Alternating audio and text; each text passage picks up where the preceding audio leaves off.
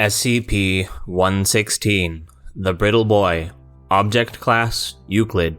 Special Containment Procedures. SCP-116 is kept in a 16 by 16 meter cell constructed of Kevlar with 1 meter porous rubber padding on all surfaces. No personnel are to enter cell without proper briefing and threat reduction measures, see Appendix 3. Cell is to be monitored at all times by 6 agents, 4 stationed at corner points of cell and 2 stationed with SCP-116. No pointed objects or intrusive testing equipment of any kind are to be placed in the possession of the agents within the cell. Outside monitoring is achieved using VBS-05 class concealed button cameras stationed at high corners in the cell. Outside monitoring is to be carried out by a further 2 agents. If suspicious activity begins, initialize Achilles Procedure Delta. All monitoring agents, internal or external, are to undergo bi-monthly IQ tests as well as standard weekly psychiatric analysis. Significant drops in the IQ of agents, equal or greater than 5 points, are to be regarded as prolonged exposure and to be treated as outlined in standard quarantine instructions. Description: SCP-116 has the outward appearance of a Caucasian male of around 9 years of age. Skin is cauterized and scarred over 98% of body, limbs, and head. SCP-116's bone structure is drastically different from standard Homo sapiens bone layout, and all bones are dangerously brittle. The most distinguishing difference between the human body and that of SCP-116 is the non-existence of joints in the latter.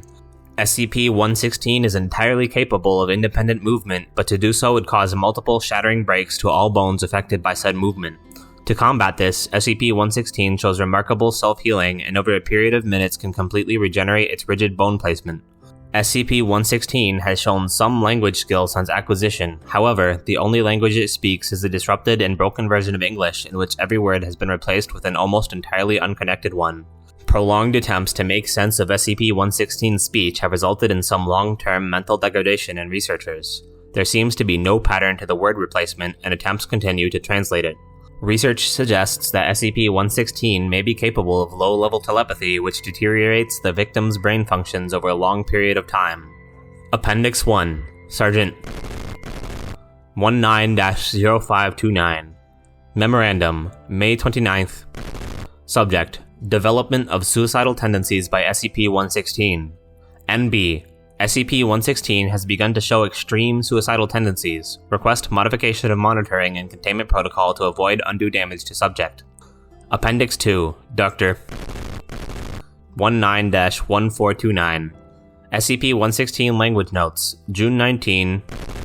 116's unique linguistic setup is one of increasing interest to me. Continuing research by my team and me has yielded these somewhat basic results. Attached file: 116 linguistics _AA 0.001.doc. No clear reasoning has been found as to why 116 communicates this way. Although the words spoken by it are English, the parameters under which they operate are drastically different. No attempt has yet been made to produce written language from SCP-116 due to bone structure anomalies. Even speaking can be an extreme challenge for 116 despite its experience-dulled pain receptors. I have taken a special interest in this subject as the way in which it reacts to normal English is remarkable. It is obvious that what we say to it sounds just as garbled to it as what it says back to us does to us, if that makes any sense at all. In all my years at Site-19, I have never seen anything quite like it linguistically. I will continue to study and record what I find. Appendix 3. Lieutenant 19-0349.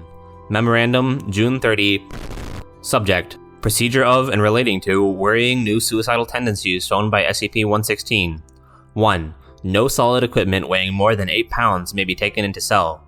2. All interior guards are to have canine teeth filed until blunted completely.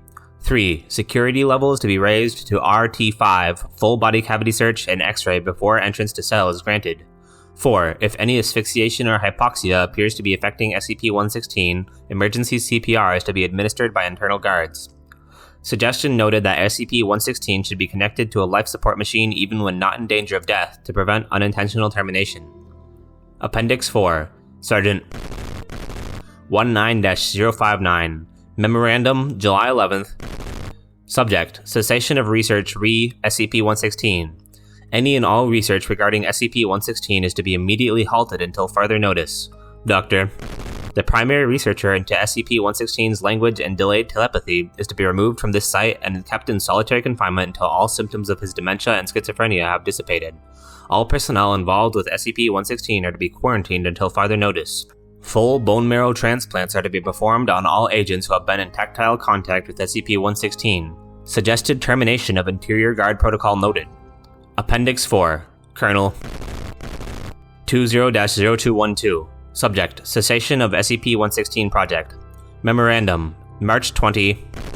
Given the suicidal tendencies of SCP-116, its deleterious effects on involved personnel, and lack of significant useful progress in research, I propose we allow SCP-116 to self-terminate in a controlled environment. This thing has, so far, proven to be a fruitless waste of resources. Perhaps post-mortem examination will provide us with answers we haven't been able to obtain so far. End file.